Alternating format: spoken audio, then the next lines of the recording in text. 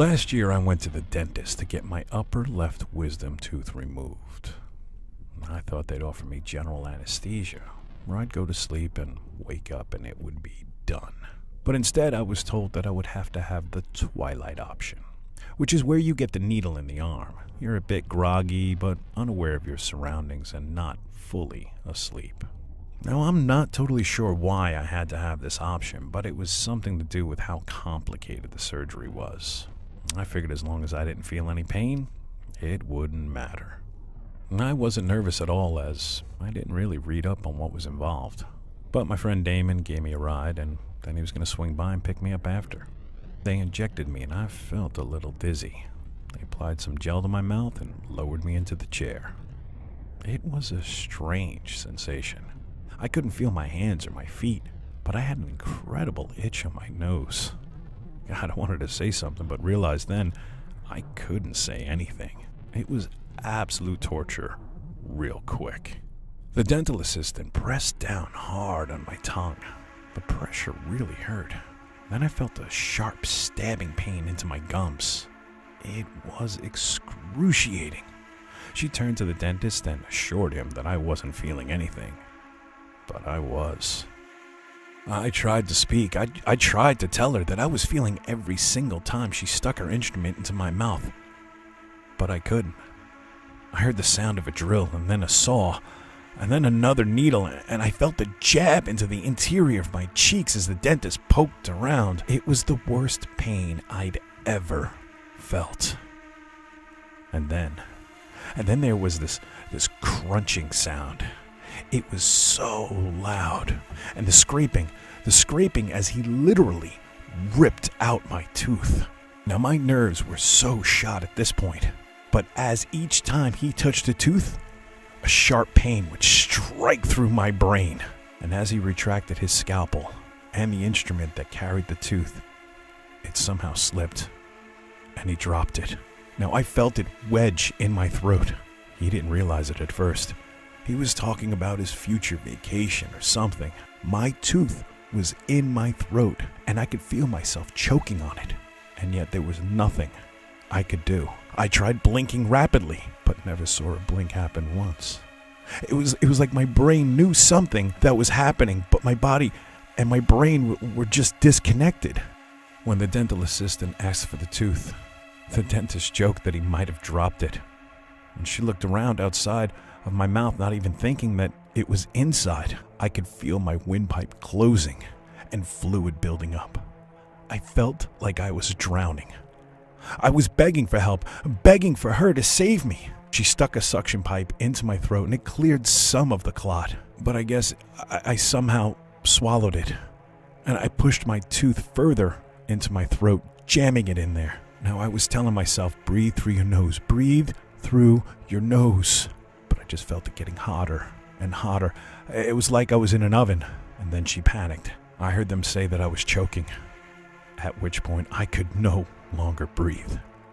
I vaguely remember falling out of the chair and hitting the floor, and then being spun over and then just blacking out. When I came to, I learned the assistant had performed a tracheotomy on me. She had cut a hole in my throat so I'd have an airway to breathe. Now, have you ever seen one of those commercials where people have smoked for too long and they have a hole in their neck? That's me now. The next time I have a toothache, I'm going to take a hammer and smash it out. It'll be less painful.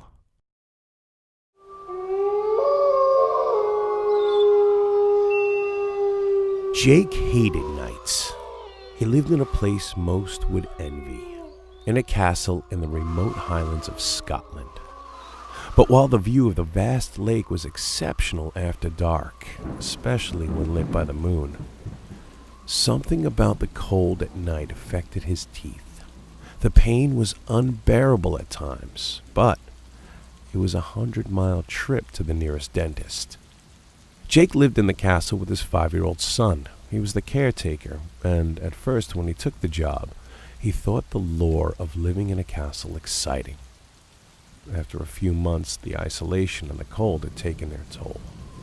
The pain in his mouth was so bad that he finally decided to make the drive. He had the tooth removed and was given several fillings. Back at the castle at night, he was thankful that he had finally got it done. The wind howled around the walls and the rain beat down. And as he put his boy to bed, he looked out the window to the beautiful full moon. For the first time in seemingly forever, he didn't have to take painkillers. As he walked downstairs, a crashing noise came from the kitchen. The castle's owner had told him sometimes late at night animals would try to break in and to maintain the locks on all doors at all times. As he cautiously rounded the corner, he froze in terror. In front of him was a monstrous creature standing upright like a human. Its razor-sharp teeth and wolf-like eyes latched onto him right away. He knew instantly from every movie he had ever seen what it was. Unmistakably, a werewolf. His mind flashed through hundreds of options, all aiming on keeping his son safe. He had a shotgun, but it was out of reach, and it only shot lead bullets. The window behind the werewolf, beyond it was a 5-story drop onto a frozen moat. Could he push the wolf out and momentarily disable it? The werewolf grinned, the kind of grin that says, "You're screwed. I'm about to tear your head apart." He knew he had to protect his son. He knew his son would be dead if he didn't succeed. He knew all of this in less than a millisecond. And he also knew what he had to do. Jake suddenly ran forward and dived at the werewolf. They fell through the window, both hurtling towards the hard, frozen moat below. As they fell, Jake bit into the werewolf, but at the same time, the werewolf clamped his teeth into Jake and ripped into his flesh. As the ground raced closer and closer. Impact! Jake's neck broke as both smash landed. But the force of the ground propelled Jake's teeth deeper into the werewolf. No man could survive this fall, and Jake was dead. So was the werewolf. Jake's silver fillings had entered the werewolf's bloodstream. The collision had made sure of that, creating the same impact of a silver bullet. He had saved his son.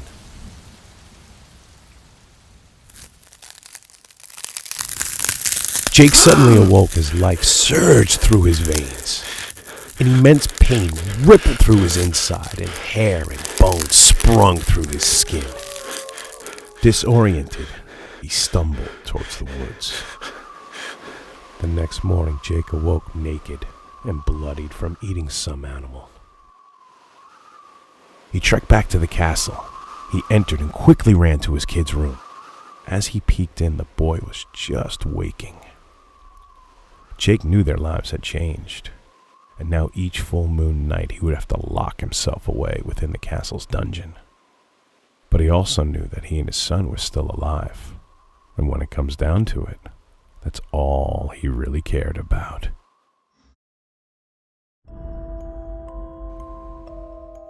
It was around 11 o'clock at night, on a farm, in the middle of nowhere. A boy, Jose, was left alone. He didn't live on the farm. He was there staying with his grandma, because he had gotten in with the wrong crowd in his neighborhood, and his parents had sent him upstate to try to get him away from the trouble. His grandma, however, had taken the car. She had to go to a 24-hour Walmart, which was about 30 minutes away. The farm wasn't very modern, and best be described as run down.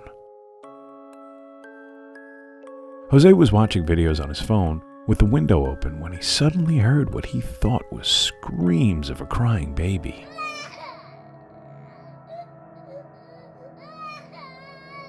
Now, instantly, he froze in fear, because surrounding the farmhouse was nothing but fields. It was literally miles and miles of fields, and at night they lay in a complete and utter darkness.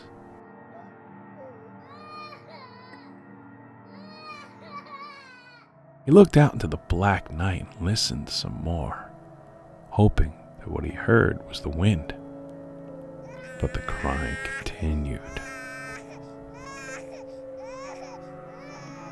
Now, Jose's no dummy. He knew right away that there was something very wrong here. It's not like a baby could walk itself to the farm. He remembered some story about some serial killer trying to lure people outside of a house to kill them. And that's instantly where his brain went. But at the same time, it was cold outside. I mean, really cold. And that sound? Well, it was. Yep, that was a real baby crying. And that baby could freeze. It could freeze to death if Jose didn't do anything.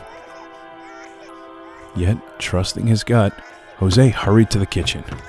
He grabbed the kitchen knife from the drawer and slowly opened the front door. It creaked loudly, announcing he was on his way out. As he stood staring into the darkness, the sound of the baby no longer filled the air.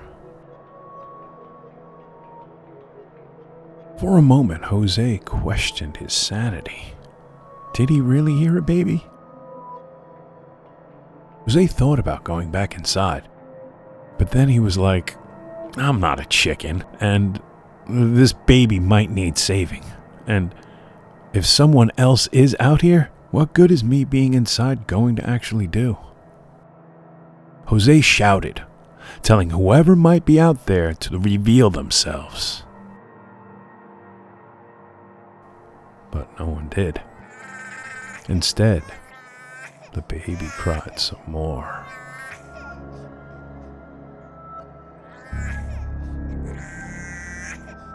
So Jose bravely approached the sound.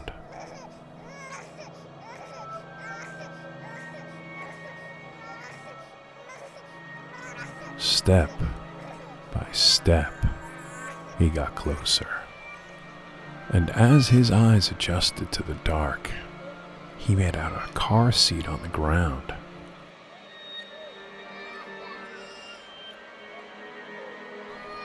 He scanned a bush nearby, having a weird feeling that he was being watched. So rather than take the direct path to the baby seat, he took a longer route, curving around some trees, until he got a view inside the car seat. To his shock, there wasn't a baby inside. He stood there for a moment, trying to make sense of what he saw.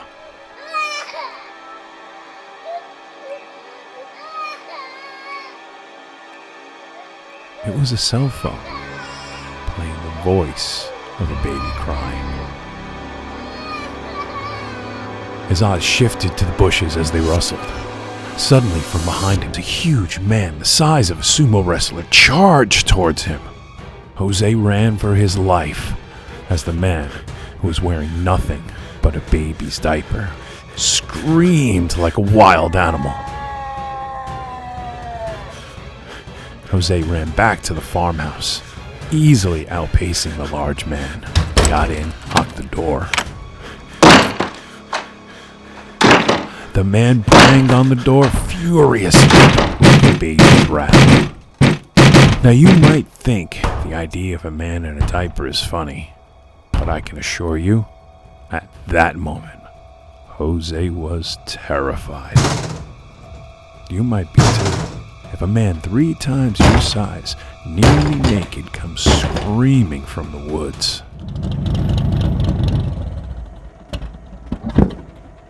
At around 12:30 a.m., Eliza Gonzalez returned home from Walmart. All the lights were off and she assumed her grandson Jose had gone to bed. She entered the house and locked the door behind her. She proceeded straight to her bedroom. missing the fact that Jose was on the couch, dead, stripped naked. Pacifiers were jammed down his throat. The person who did this to Jose was waiting for Eliza in the farmhouse.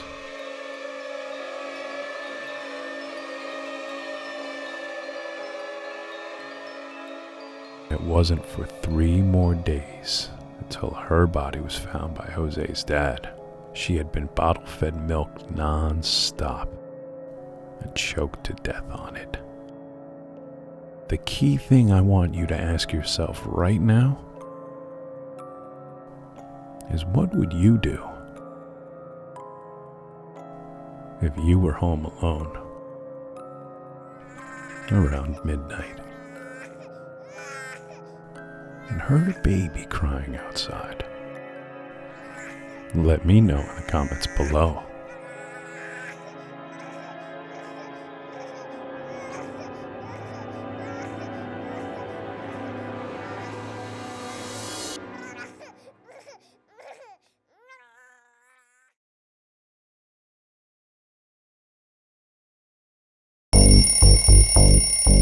My first day at middle school. Middle school. The concept strikes fear. Just so much of it is unknown. New teachers, new classes, an overwhelming tidal wave of new students. Today was Connor's first day.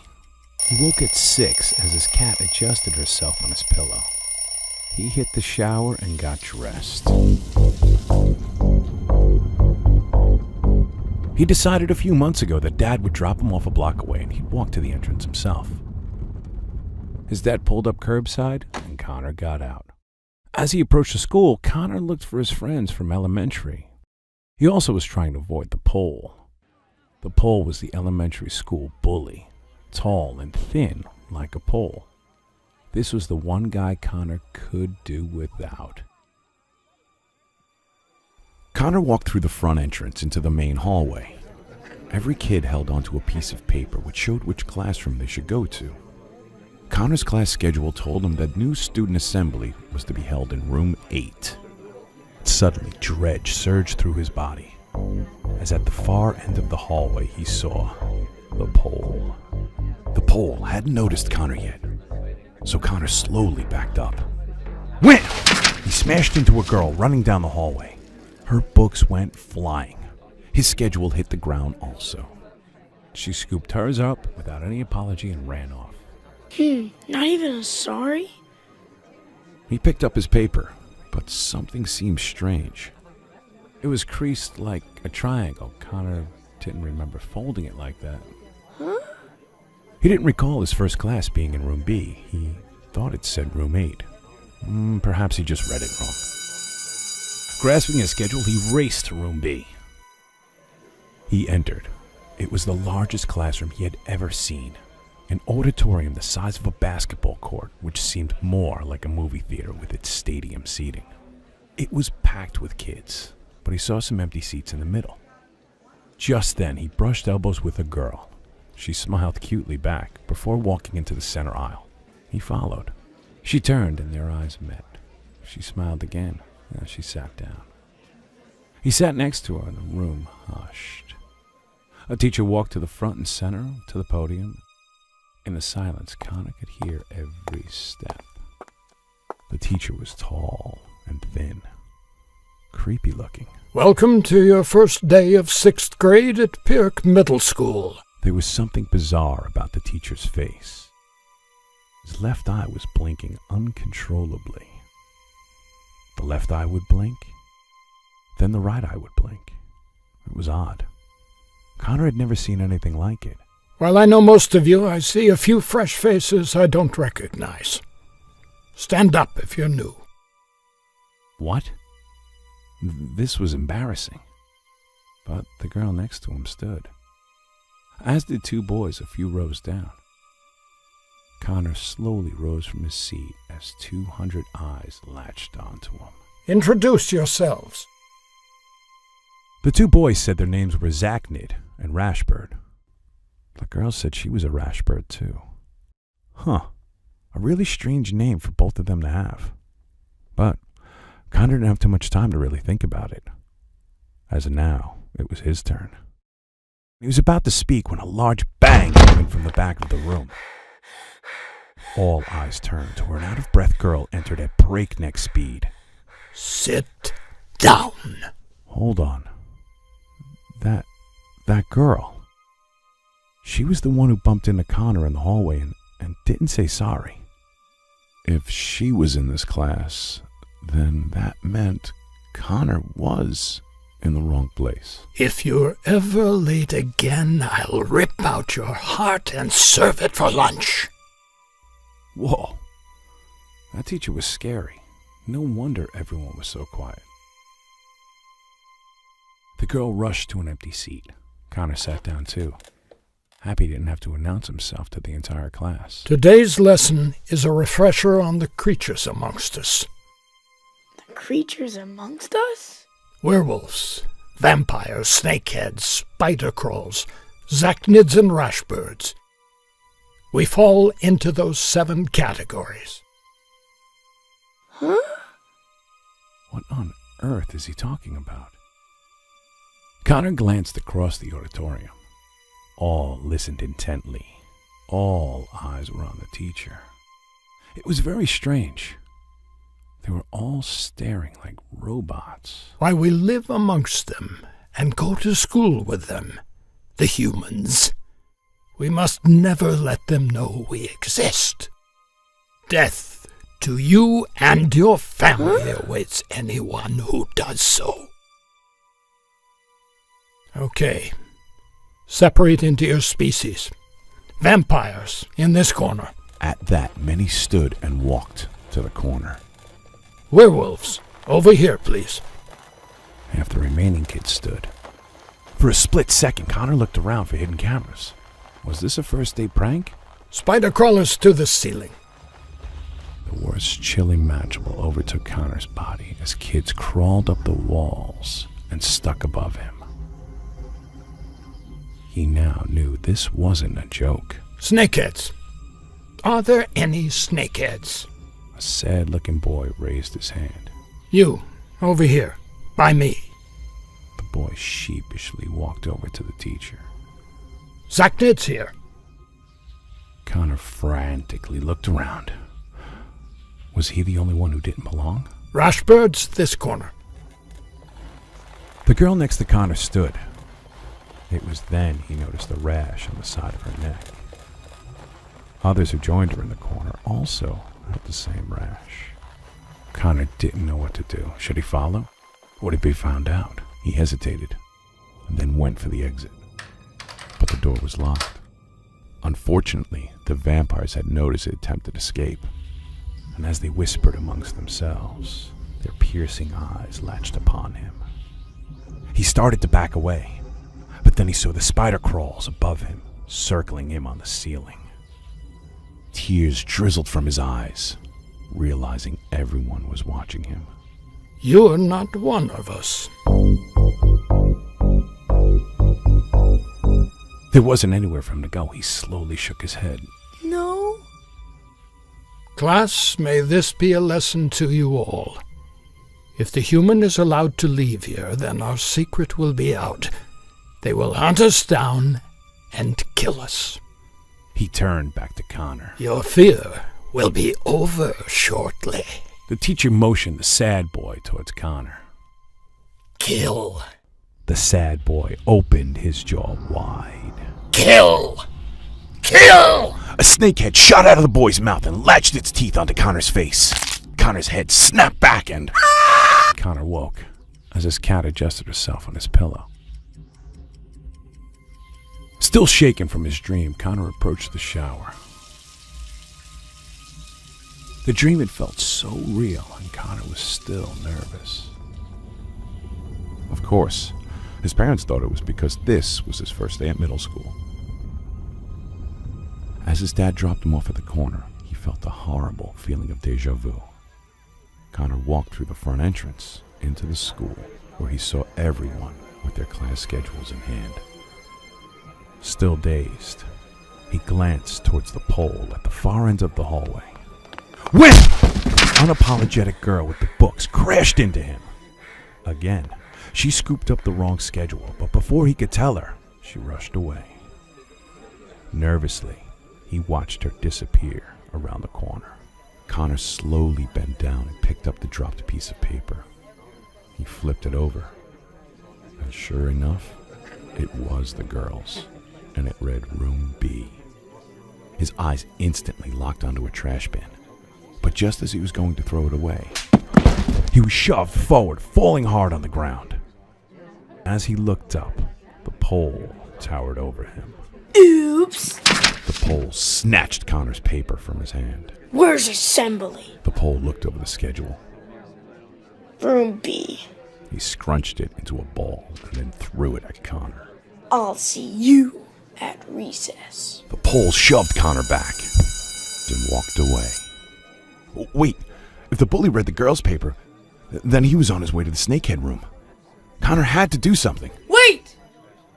The bully turned around. What? Connor paused. Nothing.